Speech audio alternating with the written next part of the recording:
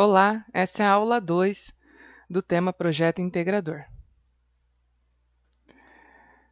Os agravos e adoecimento relacionados ao trabalho dependem, então, dos modos de vida, consumo, sexo, ciclo de vida, perfil genético, condições de exposições a fatores de risco, até a vulnerabilidade social e ambiental a qual esse trabalhador está exposto.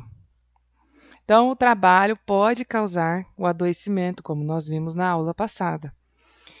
E a nocividade do trabalho vai estar relacionado com o quê? Com os equipamentos que ele está manuseando. Então, que tipo de máquina que ele manuseia, que tipo de substância química, qual agente físico ele está exposto, como, por exemplo, ruído, ou que tipo de agente perigoso ou nocivo à saúde que ele está exposto.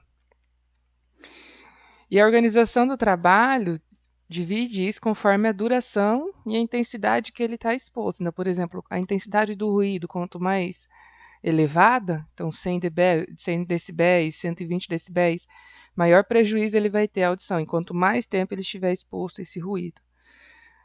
Depende também como vai ser essa relação com os colegas de trabalho. Isso tudo vai causar sofrimento e adoecimento ao trabalhador. E isso vai se estender até ao domicílio dele. Então, ele vai estar mal no trabalho e também em casa, ao se relacionar com os familiares, com os vizinhos e o ambiente em geral. E aqui nós temos alguns exemplos de componentes físicos, como, por exemplo, o ruído, vai causar na pessoa surdez, zumbido, efeitos extra-auditivos que vai além da audição, como, por exemplo, gastrite, insônia, estresse físico, emocional. E em que tipo de trabalho tem ruído? Então, trabalha com máquina barulhenta, motores, motorista de ônibus, e temos vários outros componentes estressantes físicos, como, por exemplo, temperatura extrema, muito quente, iluminação inadequada, radiações ionizantes, então, a exposição a raio-x. Temos a categoria dos químicos, na qual pode ser poeiras, fumos, gases, vapores tóxicos, até mesmo um agrotóxico pode também causar um efeito auditivo e afetar até a voz do trabalhador. Temos os componentes mecânicos, como por exemplo máquinas, cilindros, guilhotilhas, prensas, equipamentos que cortam. Temos os riscos biológicos, que o fonoaudiólogo, por exemplo, é um trabalhador que está muito exposto, como por exemplo gotículas de saliva, o enfermeiro, por exemplo, exposto ao sangue do paciente, bactérias, fungos, protozoários, vírus. E temos também as alterações psicossociais, como, por exemplo, o professor, ele está exposto a um estresse psicológico muito grande, por uma jornada de trabalho longa, pelo trabalho ter violência associada, dependendo do professor, do nível de ensino, alunos que são agressivos, isso pode trazer alterações psicológicas. E aí nós temos aqui uma classificação, na qual nós temos o trabalho como causa necessária e os exemplos de alterações que pode trazer esse trabalhador. Então, intoxicação, doenças coronarianas, câncer, bronquite, asma, doença mental. E aí tudo isso vai trazer. E aí nós temos duas listas, uma que vai considerar o agente e o grupo patogênico, e nós temos a lista B, que vai ter a classificação internacional das doenças, que é o CID-10. Então, quando você vai fazer uma notificação de um agravo, de um acidente de trabalho, tem que ter esse CID, que é o código dessa doença. Então, aqui, por exemplo, o trabalhador que está exposto à sílica, ele pode ter neoplasia. E aí, qual é o CID? C34. Então, ele pode ter desenvolvimento de pneumoconocitose, ele pode estar exposto a ruído e ter perda de audição, hipertensão arterial, e aí a gente vai fazendo essa classificação do CID. Exposto a parasitas, então pode desenvolver tuberculose, tétano, dengue, febre amarela.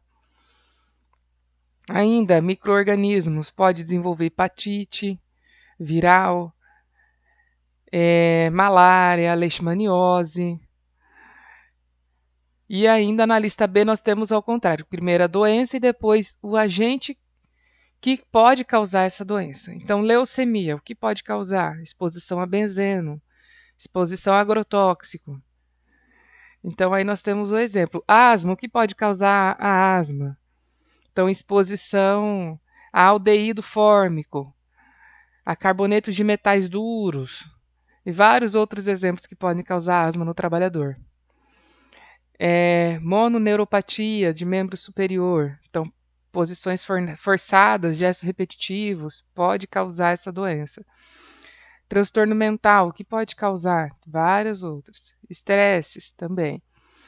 Então, por exemplo, você identificar um trabalhador que trabalha em extração de beneficiamento de pedras e fica muito exposto à sílica, então trabalha em uma marmoraria, você vai olhar lá na lista, que tipo de doença ele pode adquirir. Então, ele pode adquirir uma neoplasia do pulmão e várias outras doenças pulmonares obstrutivas. Por outro lado, quando você vai ver a exposição dele, você vai ter lá trabalhador de marmoraria e que tipo de doença ele pode adquirir. Então, a lista A e B elas se complementam. E, então, o que o SUS propõe? Que tenha essa assistência ao sujeito, a essa vítima, que sejam feitas pesquisas, que saiam nessas prevalências, as incidências de acidente ao trabalho, que tenha uma normatização até de uso de equipamento de proteção individual, que se faça uma avaliação do impacto dessas tecnologias na saúde do trabalhador, que traga informação, capacitação a esse trabalhador, que tenha uma revisão periódica dessa lista de doenças, porque novas doenças podem surgir com o tempo, que venha garantir o sindicato dos trabalhadores acesso, para que ele venha ajudar esses trabalhadores nessa fiscalização do trabalho, que haja uma interdição de uma máquina que cause muito prejuízo à saúde do trabalhador, que se houver qualquer exposição, risco à saúde do trabalhador, que haja uma vigilância, um monitoramento. E isso tudo, o que vai reger é a Política Nacional de Saúde do Trabalhador e da Trabalhadora, consolidada em 2017.